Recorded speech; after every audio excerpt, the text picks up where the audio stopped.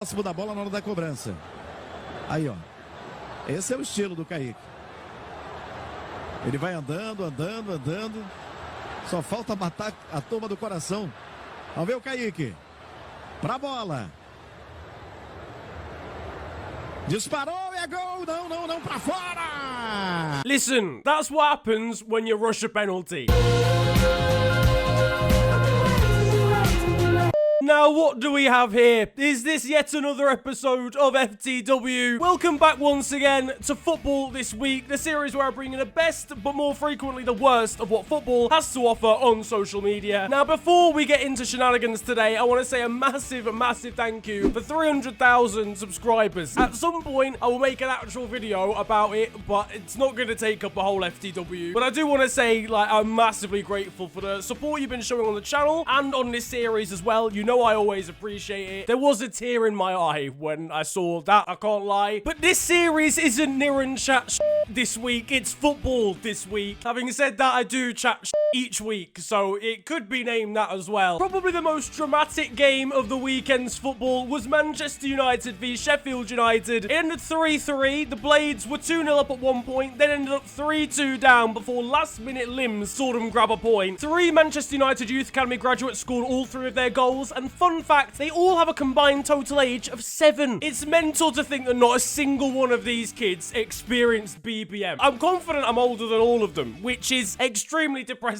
because what have I done with my life in comparison? I don't really know what was going on behind the scenes at the stadium, but I don't know why there's a body bag there. Although if we zoom in closer on the tag, yep, alright, that seems to make a bit more sense now. I hate United, and I've had enough of Ole Gunnar Solskjaer being at the wheel. It's time to first class ship him back to Norway. If we're gonna cut him some slack, he does have to deal with players like Phil Jones, who for some reason thought it would be good to camp up in a different postcode instead of sticking with the usual defensive line. AS Roma tweeted about how Manchester United loanee Chris Smalling have been doing so well in terms of goal scoring since joining the Italian side. Someone replied saying that the Italian league was a farmers league before Roma promptly replied saying they'd just drawn to Sheffield United. You love to see it, lads. It's an early shithousery award. This maths exam has an equation for Paul Pogba's dabbing. What have we done to the education system in this country? You know what? I've got an equation of my own for you. Kids, if you're watching, sack off maths, alright? Just watch Countdown or something instead. Although, given the week we've just had, you should probably steer clear of Rachel Riley as well. In all seriousness though, Manchester United, they just look stagnant. I'm not really seeing anything horrendous or anything good. Results have, in fairness, picked up for them. I think Solskjaer has sort of turned the tide slightly, but I don't really see a sense of direction. I don't see improvement in the way they're playing. I think he'll be given till the end of the season before being politely moved on for being decidedly average. Meanwhile, over at Sheffield United, you, man, are,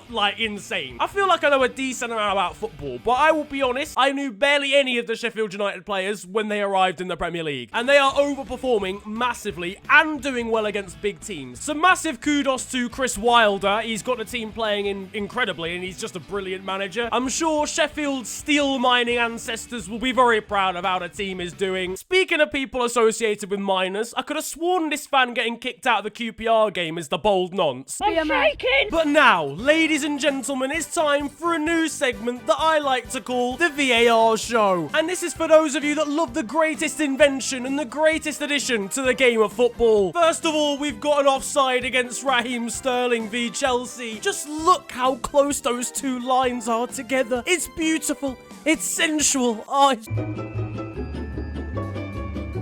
And secondly, in the Crystal Palace and Liverpool game, a blaringly obvious push on Dejan Lovren sees the correct decision given. We can get a live reaction from the VAR room. Yep, no, rule it out. Yep, I was paying attention. On a level, we're paying someone, aren't we? Let's be honest. Jurgen Klopp has got the daughter of the VAR guy held hostage. It's the only explanation. At first, no fouls were getting overturned, and now they're really soft. Make your mind up. And the offsides are stupidly close. It's just getting a bit ridiculous. It's too mechanical now. All right, anyway, what's next on the script? Hopefully it's something surprising, comparison to VAR. Unai Emery is a fraud. For fuck's sake. Good evening. It's not been a good evening, though, for you and Arsenal again. Unai Emery's Arsenal once again dropped points this weekend, drawing 2-2 to Southampton, and they were lucky to get a draw. Southampton should have wrapped this game up right at the end. They had about 4 clear-cut chances. Imagine being lucky to draw against Southampton, a team that ships more than Amazon Prime. Arsenal have now allowed 71 shots at their goal in the last 3 games and haven't won a game in 50 days. James Ward-Prowse did the Cristiano Ronaldo celebration at the Emirates. This place really is a dance floor. This is my season ticket. Do you know how much I pay for this shit? I don't need it. When asked why Torreira hadn't been featuring as a conventional defensive midfielder ahead of Saturday's must-win match against Southampton, Emery replied, "But what is a defensive midfielder? This man is managing Arsenal Football Club. He doesn't even know what a holding mid is." I've had enough. It must be a mixed bag for Lacazette. You score a brace, but then you realise your 2 goals keep Emery in charge. There's been rumours that he could end up managing West Ham if he does get dropped by Arsenal. And to be honest with you, West Ham fans probably deserve that, given a lot of them were asking for Jose Mourinho's signature on a Tottenham shirt at the game on Saturday. Speaking of which, Jose Mourinho and Spurs claimed a 3-2 win in his return back to Premier League management. Now, everyone's saying that this is the start of something mental. Let's just calm down, all right? West Ham are wank at the moment, okay? But they did play better. I will admit Spurs played better than they were playing under Pochettino. Dele Alli looks rejuvenated. The quote from him and Mourinho this week was brilliant. There's been lots of jokes flying around on Nemanja Matic joining Spurs, because everywhere Mourinho goes, he follows. He actually commented on one of these posts on Instagram, so all I'm saying is, if that was Jesse Lingard, you'd be driving him to the airport yourselves. You got that, Matt? Yeah, all good. Behind me, watch out, watch out. Just because he gets better parking than you doesn't mean you gotta try and kill him, Peter. Ex-Blackburn defender Gail Givet told a story of how Sam Allardyce tried to fire up their players for a game against United in 2010 by showing them clips from Gladiator and 300. Apparently all the players were like, ah, and like trying to get excited and all that, and then they lost the game 7-1. So we can probably scratch that off the list of managerial tactics now.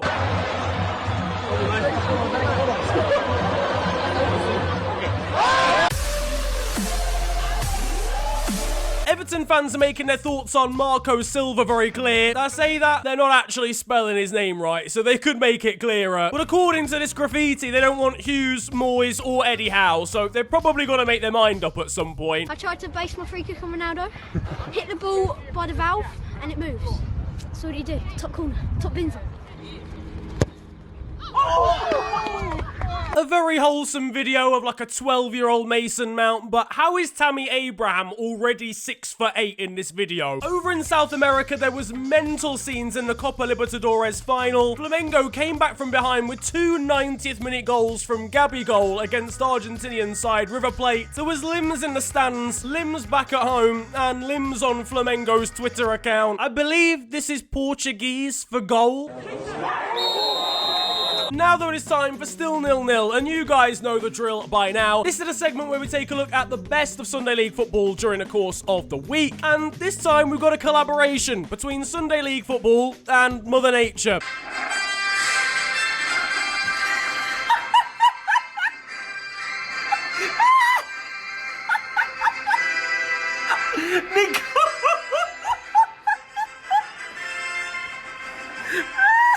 I love that the linesman has no idea what to do in this situation. He's just like, I don't know, it's offside. I think maybe, I don't. Over in Mexico, a goalkeeper managed to score from his own penalty area as his opposite number 1 was going back from a corner that he went up for. I know a certain manager who'd want to utilize that direct style of play. In a derby over in Paraguay, a defender was sent off for biting the head of the opposition. Man, I'm gonna tell my kids this is Luis Suarez. Yo, are you using scented shampoo? That tasted really nice. In Germany, Mark Stendera was subbed on, had a goal disallowed via VAR, and was booked twice, resulting in a red card, all in a space of 10 minutes as a substitute.